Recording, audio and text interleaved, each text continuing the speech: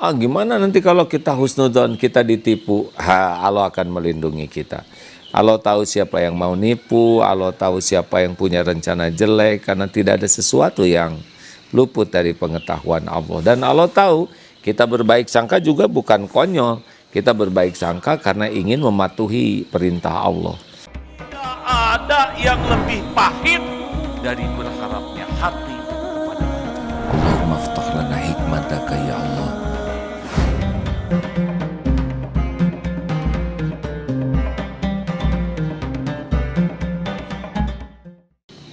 Di YouTube Pak, pertanyaan di YouTube. Ya. Pak, apakah boleh kita jadi orang yang tidak ambisius? Apa kita jadi membuang-buang potensi dan rezeki? Kalau misalnya saya malam kerja setengah shift lagi, uangnya 2 kali lipat, tapi saya merasa segan gitu. Oh ya, ya. Oh, jadi bolehkah saya kerja siang malam? Nah, untuk apa dulu ya? Saya kalau kerja siang malam saya bisa beli HP bagus, saya bisa beli motor. Tunggu dulu ya. Ada sesuatu yang perlu. Ada juga yang ingin. Nah, ada yang memang tidak diperlukan dan tidak diinginkan tapi iseng. Tapi kadang-kadang kita perlu kerja keras karena harus bayar utang untuk membiayai orang tua. Nah, kadang-kadang ada saatnya, tapi jangan selalu ya. Karena kalau sudah selalu kita korbankan waktu istirahat, kita korbankan waktu dengan keluarga, kita korbankan waktu untuk ibadah, berarti ini sudah tidak benar. Tenang saja, tidak usah ngoyo berlebihan ya. Wah, saya pengen itu, tetangga saya sudah punya ini, teman seangkatan saya sudah beli itu. Mau ngapain? Bahagia bukan dengan sama dengan orang lain. Bahagia bukan karena punya mobil, punya motor. Ya, bahagia itu karena punya syukur. Bahagia itu punya qanaah, puas dengan apa yang Allah berikan. Nanti gimana dong? Enggak, nanti udah ada rezekinya. Kerja yang benar ya, kerja yang menjemput rezeki, mencari berkah. Jadi jangan sampai mengorbankan ibadah, jangan mengorbankan kewajiban-kewajiban yang lain hanya karena mencari uang. Ya, lanjut. Itu lampu nanti dihisap tuh yang di dalam. Matikan aja ya. Tentang ini ya, kiat-kiatnya berhusnudon, terus berhusnudon ke sesama gitu. Sesama muslim. Ya, kalau kita sudah suudzon pasti gelisah. Kalau kita sudah berburuk sangka, hati kita menjadi tidak nyaman. Pokoknya alarmnya hati tuh. Kalau hati sudah tidak enak, itu kita harus cepat-cepat istighfar.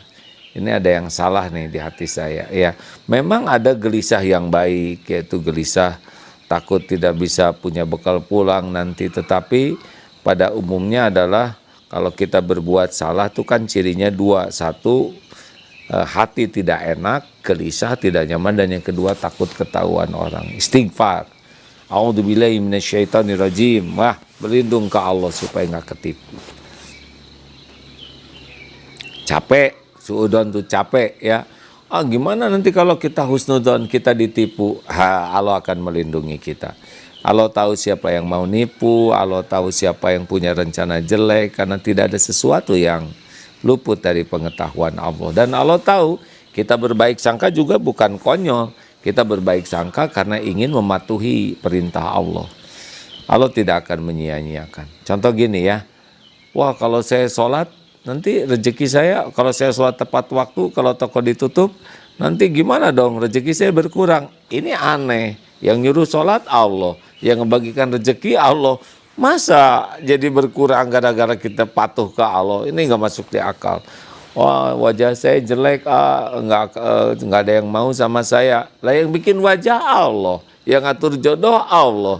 Nggak ada kaitan antara wajah dengan jodoh. Masa kalau wajahnya misalkan pas-pasan, jodohnya jadi susah? Saudara jangan ini, saya juga pas-pasan ya. Itu gimana model-model kita ini?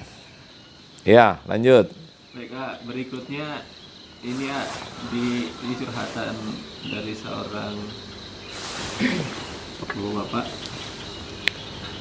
Di rumah saya ada yang kerja beberapa orang. Nah, yang kerja itu tidak sholat, apakah saya ikut berdosa? Ya, atau diajak sholat. Jadi kita bisa sholat itu karena kita ditolong Allah, diberi taufik Allah, jadi kita bisa sholat. Nah, ada saudara-saudara kita yang belum sholat, macam-macam sebabnya ya. Ada yang memang pendidikan sholatnya nggak ada, dari kecil tuh ibu bapaknya nggak sholat, walaupun Islam tidak ada ilmunya tentang sholat. Ada yang sudah tahu ilmunya tapi malas. Ada, beda lagi, yang tidak tahu jadi beritahu, yang malas disemangati. Ada yang dia tidak sholat dan dia mendustakan sholat, tidak ada sholat. Kalau itu saya kira bukan Islam ya. Kalau seorang Islam sudah mendustakan kewajiban sholat, jadi beda, ada yang malas, ada yang tidak tahu, ada yang sudah tahu tapi ya masih belang betong. Nah, posisi kita bukan menghakimi, posisi kita adalah membantu supaya orang jadi lebih baik. Ya, udah. Coba saya juga lihat ini.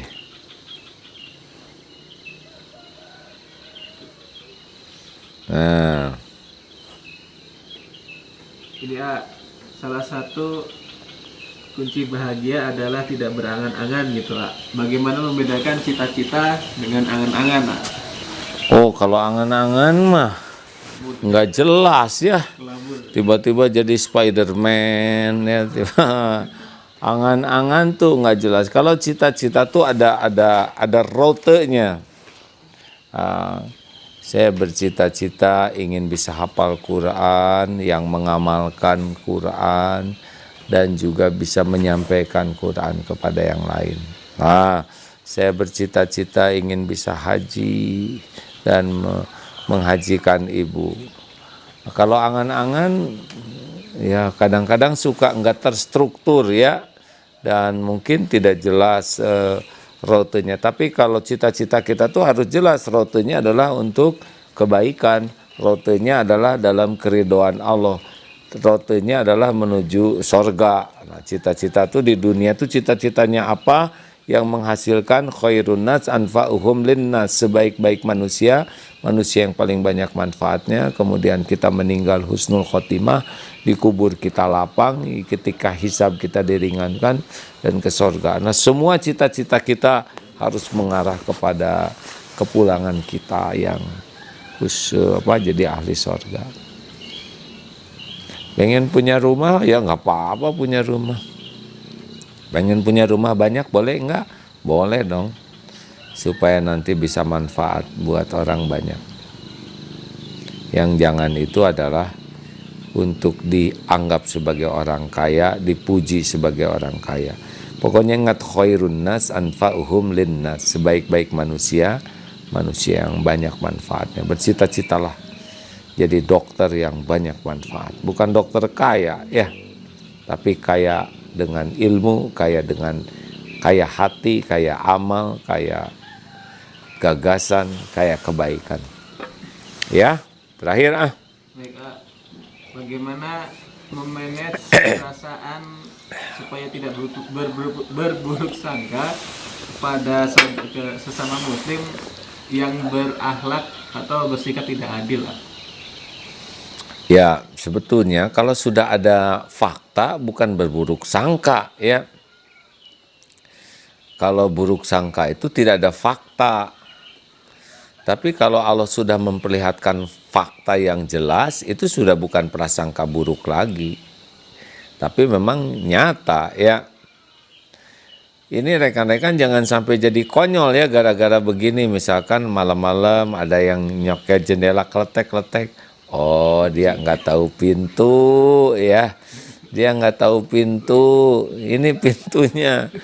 Atau ada yang malam-malam mengedorong motor kita. Oh, lagi olahraga. Ini konyol ya. Maling pasti maling. Itu juga standar pengetahuan kita sudah tahu.